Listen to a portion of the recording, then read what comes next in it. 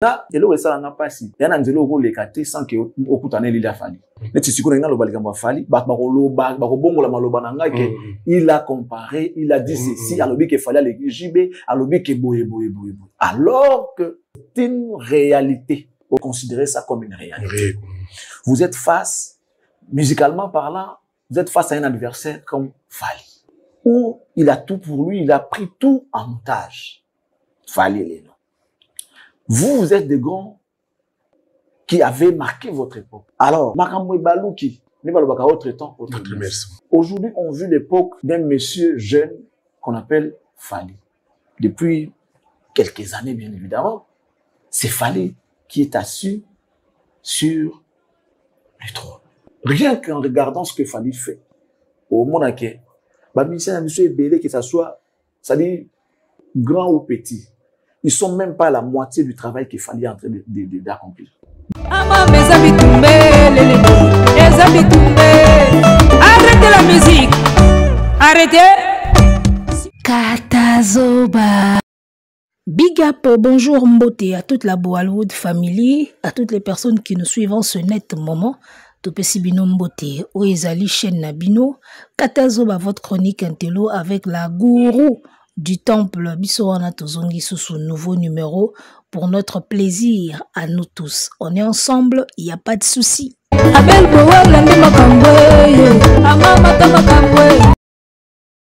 Que vous êtes joli, que vous me semblez beau, maître Renard.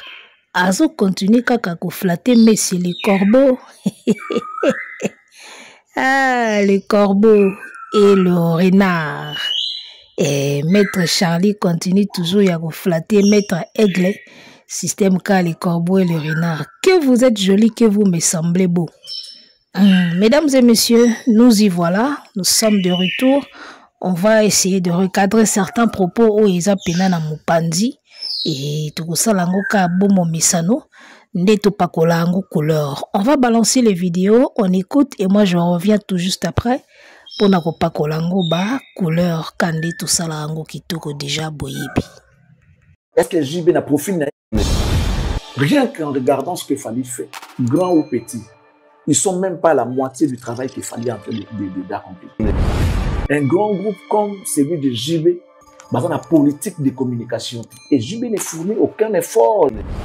Donc, on a un composant incident au Lyon. Attention, il y a commis blessé, il y a à Lyon. Il y a des manières aussi dans son montée. Bon, dans l'esprit, il y a des manières aussi dans son montée. JB qui joue un concert à niveau à poteau, mais négligent. Il n'accepte pas cette réalité de voir aujourd'hui au-dessus de lui, il y a un jeune. Si tu ne veux pas accepter cette réalité, t'as mieux déposé. Que Makambo changer, ça sont des souverain premier, oui. Sur papier, oui. Mais réalité sur terrain, autre. Aujourd'hui, c'est Fally. Après, tu vas voir faire héritier, tout ça là. Plus riche que faire. Hein? Voilà, imaginez plus riche que Fally. Impossible. Mais il y a une musique qui est le plus riche aujourd'hui. La musique, il est largement de loin riche que Batutu. Kofi. Mais je suis sûr que c'est le plus riche aujourd'hui. Album ni amoi te grandi. S'il fallait qu'on dépendre de la musique, même faire un rôle les JB dans l'art. Je fais un rôle sur la musique, il n'est pas bête à rater. Voilà, ce qui est triste, c'est de voir un journaliste ou chroniqueur de profession ou atanga na ifasik azo sala ba analyse biaisée pour na ko plaire na musicien moko boy.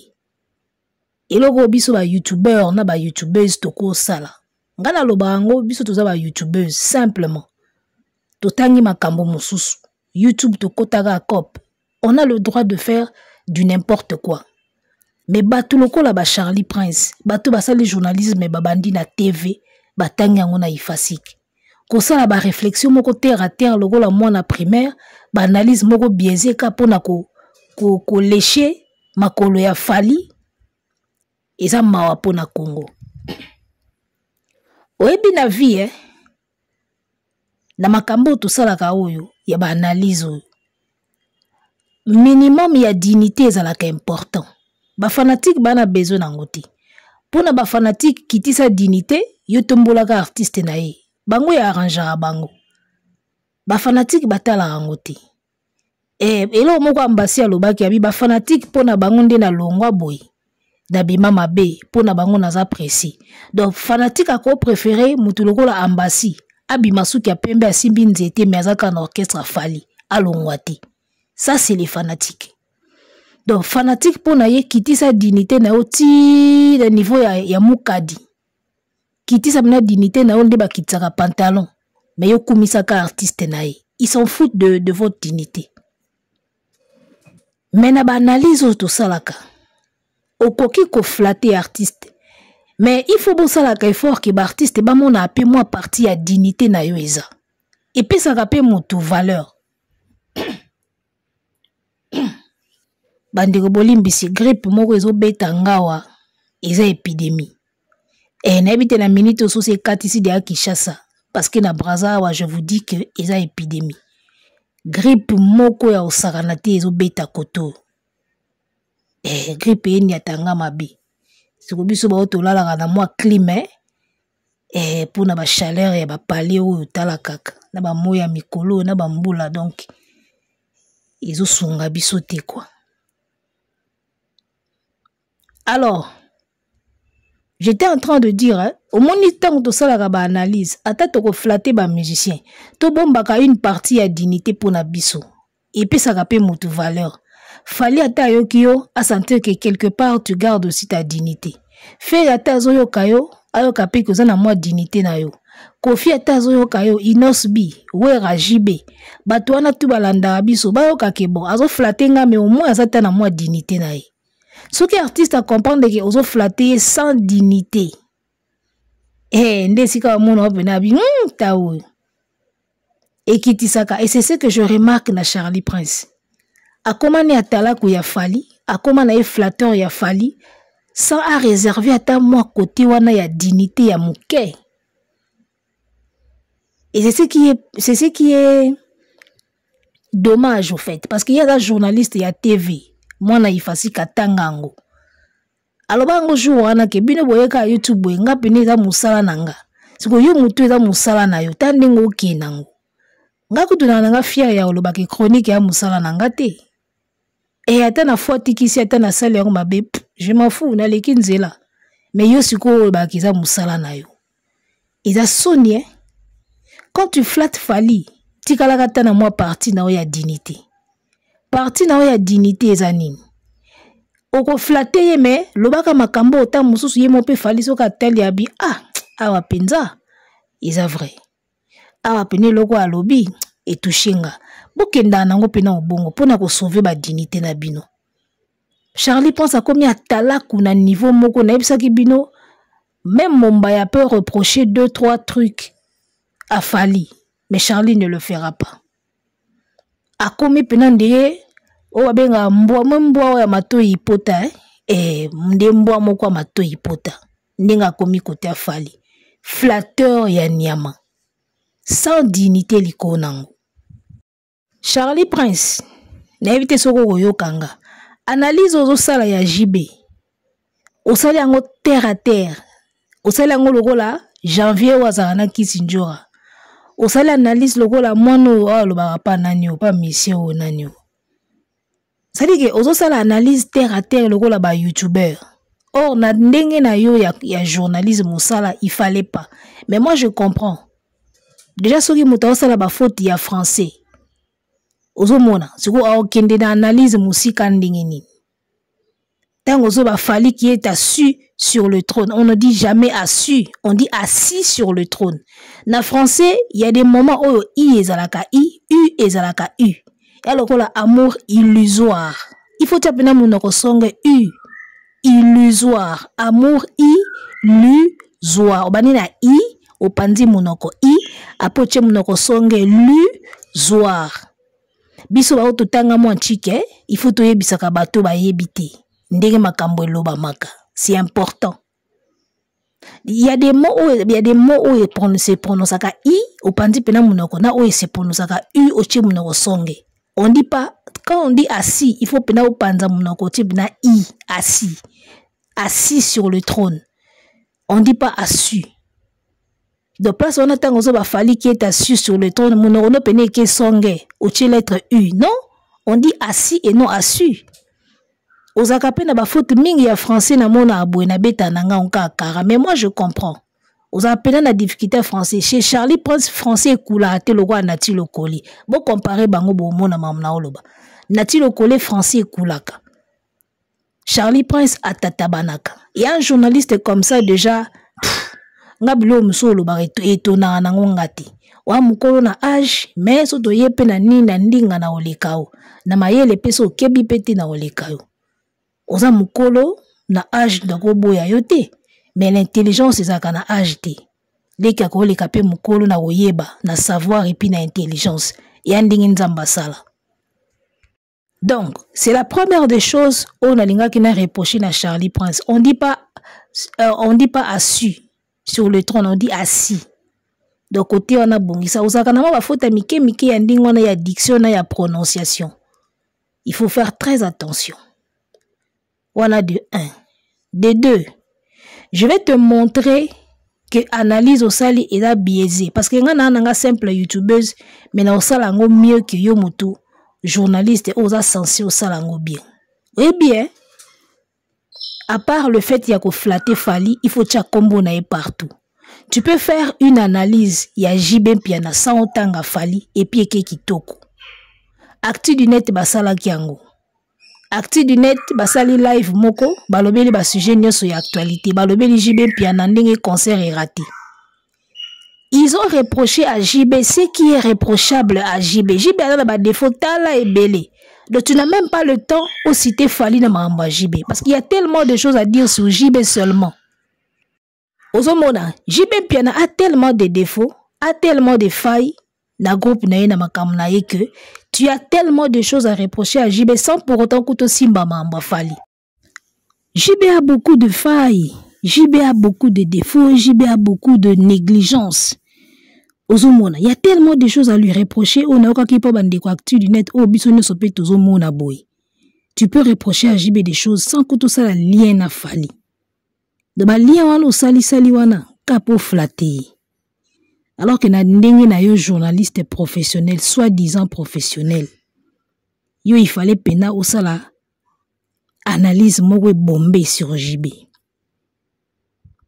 Ozomona, sans même mentionner Fali. JB déjà tu dis que JB ne fournit pas d'efforts. Lelo batutu ba koma uluka basa mo ba featuring libanda, ba beta moi world. Banzembo teka malibanda, JB ne fournit aucun effort. Sur le plan communicationnel, amona na même pas. Abimarate ba live na ba TikTok ba nini comme les artistes le font, il ne le fait pas. Il a beaucoup de défauts. Communication, mobulu, autari ko zo ba matanga awa, après ba matanga. Nie, JB a moutou déjà bimarate, a mona na rate, a bouda pa pamba. D'accord? BCBG ba toujours na système ya makambo kala. Ataba il faut ouera na kofi ba osa le JB ne sait pas le faire. Voilà, il a tant de choses à lui reprocher, sans couteau simba Fali. C'est ça qu'on reste professionnel, c'est comme ça qu'on reste professionnel. Yebisa JB que, à l'heure où nous sommes, à l'heure actuelle, toi, sous na ba époque, ba périodité à ba producteur ou quoi ba divé. À l'heure actuelle, les artistes professionnels se cherchent des tourneurs, des vrais producteurs, ou à produire yena sali ya bien. Ba sali makamdinge salama na ba norme. Yebisa JB bongo. Yebisa JB que, il doit se réveiller, il doit se mettre à jour. Parce que fonctionnement et orchestre na bango ba fonctionnement ya kala. Et que beaucoup de choses ont changé.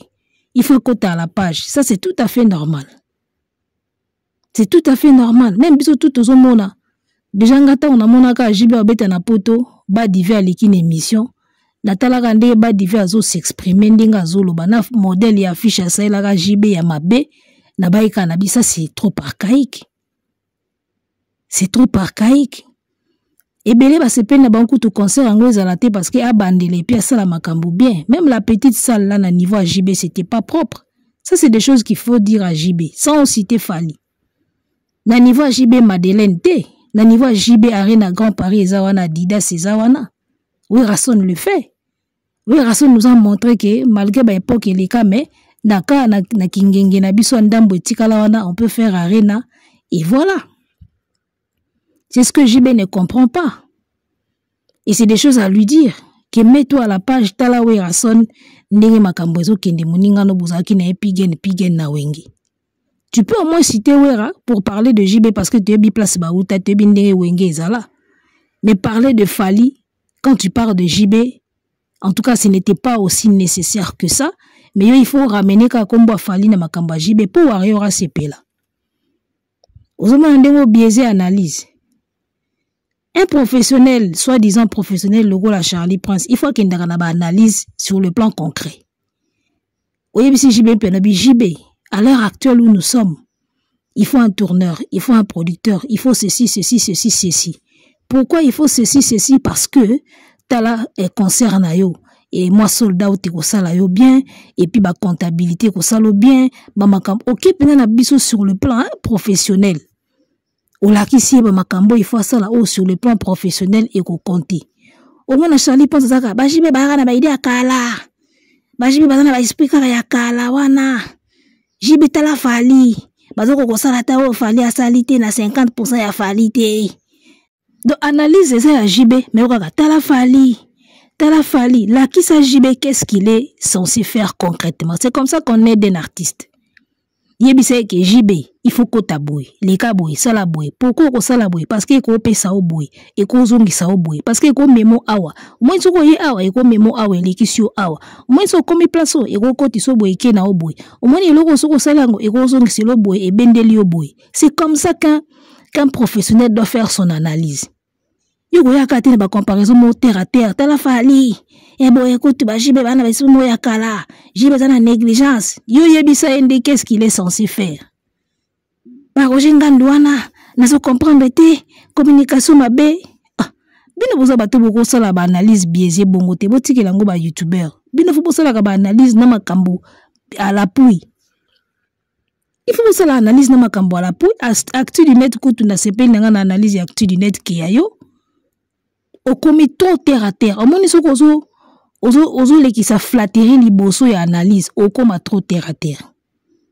Analyse linga flatterie te au coma trop terre à terre. Analyse beba kaso komi trop flatteur. Analyse beba kaso komi trop flatteur. Charlie Prince aza bato yote baebi makambo ya ba artiste. Na ba preuve à l'appui, c'est-à-dire que akoko tatali ba stream, akoko tatali et ba vu, akoko yebande ba bon, na pesa exemple neti ba coach Mathias Moussala ba salaka. Coach Mathias quand il te parle d'un artiste, ebi ko fouiller sur le plan internet.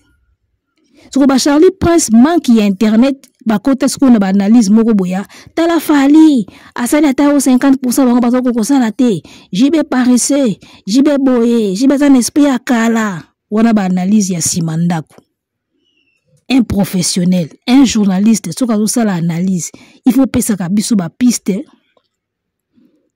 Il faut tendre la ka biso ba piste au fait. Il faut tendre la ka biso ba piste. Au moment où intelligence, incarnation de l'intelligence. Mais c'est l'intelligence, on a ba commentaire. Ba commentaire ba fanatique. So bolandi yango. Ba commentaire ba fanatique. Ba tu bazala mayele kazo ba komisa leader na bango. So kolongo kuno komizoba. Très intelligente. A belle analyse. Wana sozo komisa mutu na bango. So kolongo ka kuna intelligence pe longwe. Donc, on va appeler ça intelligence. Cause un fanatique a beau lai. Ngaku tuna simple youtubeuse, mais sous la ina reproché JB Makambo. Na otandele ba piste. Même si c'est vieux. Déjà, tant on a affiche à JB na CPL nangote. C'était nul comme affiche. Ozomona, ça c'est un argument. Sans la citer Fali. Na point na yo il faut afficher kano teba suba affiche ba ça la Werason. Tu sens qu'il a une équipe derrière lui. J'ai même ba shooting photo na moni on dirait à la rapace. Il faut des belles affiches à qualité parce que la communication bandara même tina niveau ya affiche déjà. Il faut une bonne communication ba page na yo wana. Donc stratégie technique moko ya communication salango. Il faut parfois aussi collaborer na ba TikToker parce que ba ya kapé na moi makambo na bango na promotion. C'est des choses qu'il faut dire à JB sans pour autant à Fali. Asola na ba TikToker, aluka, bato basala ba promotion na ba page. Aluka batu. Moi, manager, bien sûr, manager a déjà renforcé ma capacité. Ozomona. Yo, en tant que journaliste, ogoye bisa jibe, ogo reprocher makambu. Et puis, ogoye bisa ndenge nini, oyo akoki asala ndenge lelo ezosinga. Lelo ezosinga zala na mwa batu balobela kayo na internet, mwa tiktoker, mwa banani basala ka promotion na yo, futa banani, omona banani opona promotion na yo. Yo kolobelo kotekala tala Fally. Baso sala ta katikati ya oya salite. Fally il a tout pour lui. Yo kutani na ye. Eza passion le kasan kutana na elili ya Fally. Est-ce que Jibe kutani na elili ya Fally? Jibe kutani na elili ya Fally te. Jibe aza juste na bamakambo oyo ya kilelo oyena na s'adapter nango te oyo il faut mettre à jour par rapport à Moussa na ye, par rapport à orchestre na ye. Il a juste makambo il faut atiango à jour à la Moussa communication à luki batou ou ba la promotion ba la nini tout ça ba tourneur manager ainsi de suite producteur ya munene et non ba producteur local baba divé c'est tout ce qu'il faut dire à JB. Ata bisotan tout ça la ba analyse tout ya ka pena mo ba proposition. Moi, je pense que ce que une grande partie, il y a une émission dans la salle, au coup de ma proposition, même indirectement. On propose des choses même indirectement. Que moi, je pense que ceux qui artistes étaient la saliboa, kebo et osimba. Voilà. Ma proposition est à la rater. Quand ma comparaison, n'a qu'au misa moro boue, ba flatterie moro bête. Un artiste comme Fally, qui a tout pour lui. Akangine son otage. Oui, akangine son otage, sauf qu'au bima na zone de confort nae. Azana nyoso en otage sauf kobima na zone de confort. Et avant dans la zone de confort na ye ayemba ane simple avant na ye wana sala gane forte à se surpasser. JB Piana, si tu veux dire des choses à JB Piana, nous bisous tout que JB Piana doit se mettre à jour. Il faut ça la mise à jour ya Wenge BCBJ. JB doit faire la mise à jour de son orchestre à côté na rythme ya kilelo. Trop de boude, trop de charisme avant d'en connaître, il ne sait pas suivre le mouvement ou le rythme. D'une nouvelle technologie et aussi une musique qui est la lelo. C'est des choses que nous tous on reproche à JB. Ça n'a rien à voir avec le Fally, ça Fally à tout bout de champ. Bodo za répété, il y a une zone de dignité. À un moment ça saoule. Na yemoko Fally a trop des éloges, parfois ça saoule aussi. Bon puis ça rappelle au moko la moussa pe mémoire. Trop d'éloges aussi, ça saoule les gars. Bon, quand ça te que ça la cas plaisir. Charlie prend sa kanisaka, ye muta yebi saka Fally ke Fally a danger. Fally ye muka yebi na mutu na yendenga sala makam na eke na zara danger. Ata pe na besoin ayo ka pe na makam mosusu. Trop d'éloges, ça fatigue aussi. Et puis ozo bima moi tintin, trop d'éloges. Au moins neto ko kumisa musicien, ezala atana le pourquoi. N'allez pas mbakabou un moment ebimisaka mutuka flatteur. Ezala na le pourquoi. Ba eloge moka ya pa mbakabou ovandi kabou o soki to tika koteka mapangu, il est de loin le millionnaire. Oso to longi makamba koteka mapangu, koteka bandaku, musicien waza millionnaire c'est Fally. Charlie Prince, est-ce que yo koki lelo kopesa biso preuve ya musicien oyo ils ont l'accès que musicien ou alia kaka na musique et non ba business mosusu pembeni. Est-ce que tu peux vérifier ça? Tu peux vérifier ça lelo concrètement boy. Moi makamusu to ki parla biso ngote to lobango ka likolo. Est-ce que lelo yo koki ko pesa biso preuve concrète?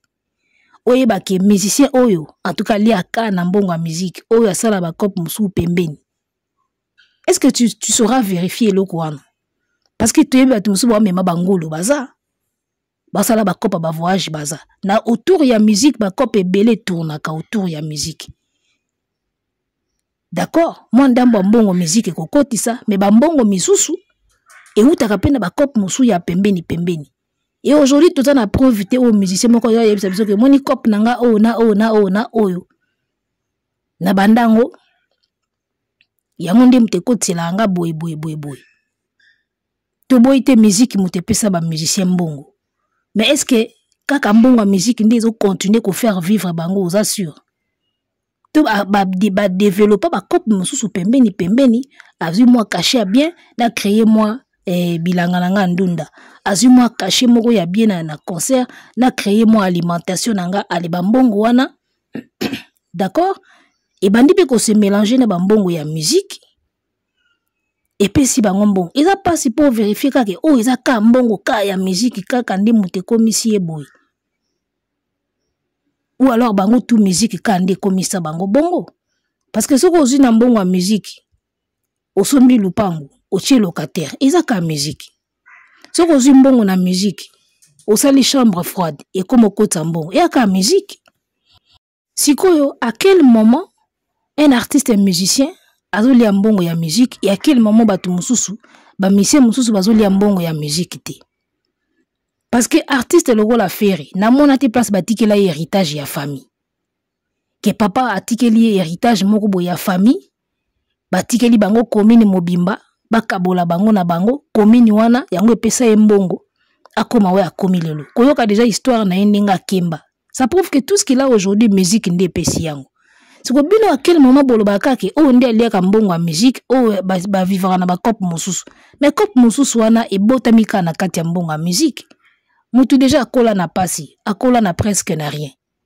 siko soka za na mbongo lelo so musique epesi yango te eza nini yo kana parcours à faire albi aza héritier batikela bango château to batikela bango tour Eiffel Kofi pareil babeta masona bango il n'avait presque rien la plupart des artistes lelo musique ka ande mutepesi bango o bana ngo wana soki ba comédien kutu balobaki comédie mutepesi nga o nyoso na nango bongo musique c'est quoi à quel moment bolobaki fali ndi alia na musique ba misusu balia na ba cop mususu mais cop mususu wane botami ka na musique moto akoli azaki neloko te abandika koyemba siko 6 fois koma na mbongo lelo mbongo ngo uti wa likolo ekoi et outi na héritage te parce que tu ba parents na ba baki ba riche te donc bazu yango ka na musique ba baloli yango ba multiplier yango et comme ba cop ebele mais outi ka na musique source nango na musique siko quand vous dites kaki so ezaka po na musique kaka fali aza de loin millionnaire siko nani nde aliaka na musique te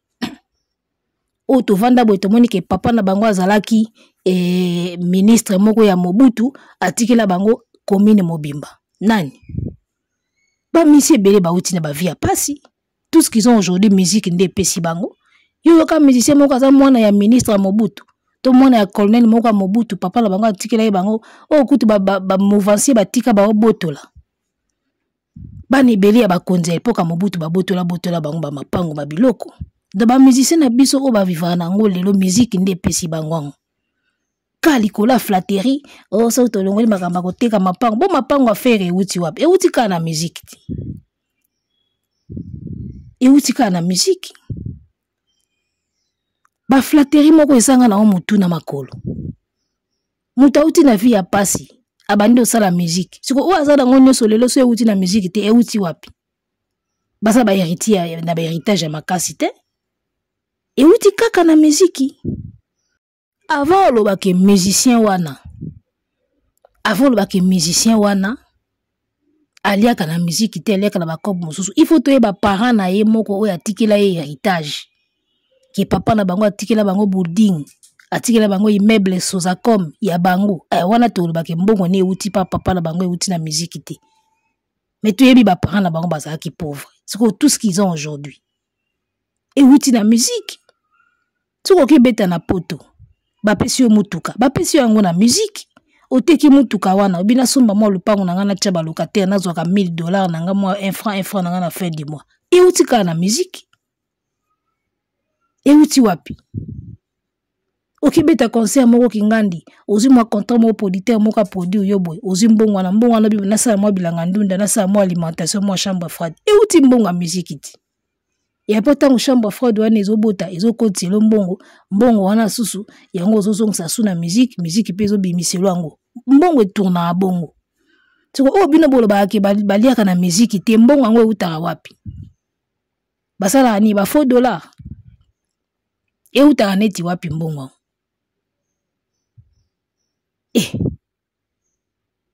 eza pasi flatterie na lokoso oyo ezoboma analyse.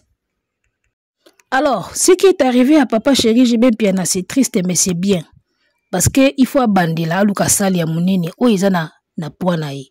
C'est que we rason fait bino boza batu boti wenge na bagera makasi yo okita na Maribel TJB ata kutu.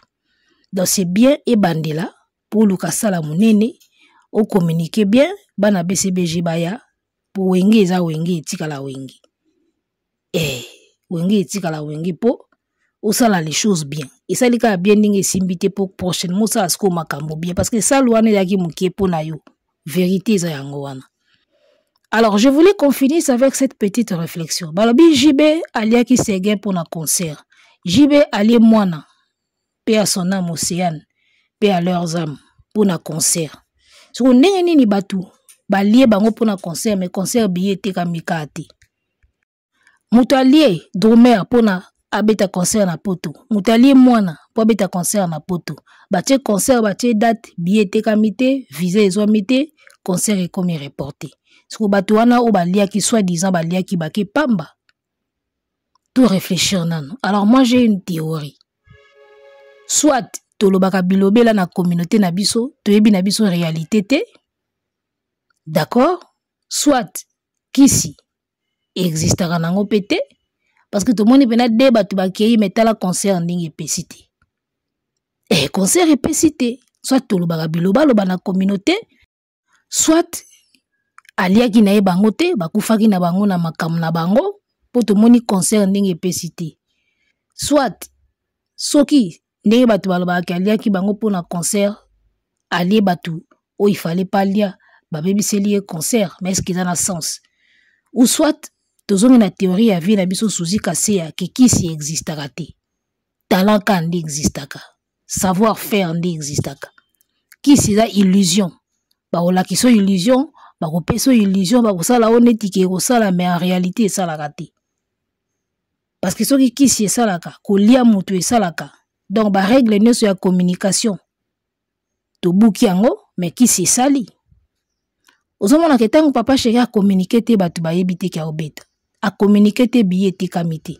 Asali promotion makasi te événement réussir te. Ça c'est le côté concret, c'est que tu dois faire concrètement pour makambo et simba. Communiquer, passe la pub, c'est le côté physique siko yango wana. Donc rien à voir na kolia batu. C'est comme pour vous dire que ata olie mutu, toko communiquer te concert et simba te. Ata osala kakisi. Soki o eza physiquement, il faut ça la principe nango osalité makambo e simba te. Alors to continuer ka kondima ke kolia batu na bakisi ezalaka to zonga na théorie ya ke le concret oyo il faut ça la yango nandi soki osali makambo bien te makambo pe sala ma bien te sans pour autant total la mamba kisi parce que le ba makia wa trop allié pour na concert ko batango allié pour na concert yango tala ningi ki. Donc tout ça la makambo oyo il faut tout ça la concrètement pour makambo simba to kontaka na bakisi te to kontaka na banganga te to konta parce que to sali nganga soko communiquer te concert billet te kamate osomona côté siko réalité na nzambe bakanga biso o azaka na kisi o alie mutu siko o communiquer te batu pe bayebi te ko zo beta billet pe te kamite siko kisi na nganga to sai ndeni kisi siko na nganga to sali ndenge nini. Donc, soit tu le bilobela, parce que so kisi pene daga kisi, et que mutu pena soka lié mutu fuma kamboya, nde concert wala tenga tout mona plein sold out. Ata sali communication te, ata balobi eloko te, ata bazu visa te tenga tout mona ka e bukani plein. Sold out sale bukani etondi. So tout moni bongo te poani. Il paraît ba lié batu pona yango, mais tout moni eloko te, yango mate eloko te. Tela. La part de l'homme existe. Même Dieu, quand Dieu doit agir, ta part à toi, la part de l'homme existe. Part nayo, ça la communication. Fouta batuba ça marketing, fouta batuba le bel événement, l'amour c'est événement. C'est ça la part de l'homme. Oh, erotika la, nzambe siko yeba ça la part naye. Et oh, pe bandima banganga pe bako ça la part na. Mais la part de l'homme existe. Et moi, je pense que la part de l'homme est à 80% primordial. Parce que tout ça kisi, ce que ça affiche te. Au sali kisi mo sali affiche te. sikoyo osali kisi moleki na TV te baki na obeta sikoyo na kisi na yo biso moto bana ko imaginer ke seki akobeta donc yo bimisi no affiche te oleki na TV te communiquer pour sali ka kisi biso moto bandi ko imaginer date kobeta na prix ya billet mbala moko toye na concert pour penser que ko sala mabongo na kisi ngapo na nga kisi ezaka illusion namona kisi lokola tour de magie o basalaka bato bakozwa liboko balakisi obinaki liboko ekatani bakati moto liboko na magie or bazuka liboko balekisi na sima mokongo bazwi sikoyo manche ya elamba batiki yango ezodiembela epuis c'est important neti liboko ekatana me liboko babombi yango ngamna mpo na nga namona kisi eza illusion moko ya ndenge wana ngamna mpo na nga kisi ezaka illusion c'est-à-dire que coexister ya kisi existaka mais sikoyo eza illusion ça existe mais ça n'a pas tellement d'effet c'est juste une illusion en fait et le ba tour de magie les tours de magie aussi ça existe hein? Les magiciens existent les tours de magie ça existe mais c'est une illusion donc tour de magie existaka ba magicien ba existaka mais basalaka siko illusion tour de magie basalaka illusion na tour de magie ça existe le fait d'exister wana tokobo yango te mais existaka sikoyo pona kopesa illusion qui est yango me yango te. Donc voilà tout ce qui n'a biso awa l'analyse biaisée ya monsieur le flatteur continue ko flatter Fally et empire yango peso panzana nango donc bato bakomi na bango ko changer ba camp bato bakomi na bango ko tengama donc totala ndenge kende place bosuka na flatterie na makamu nyoso totala ndenge bo kende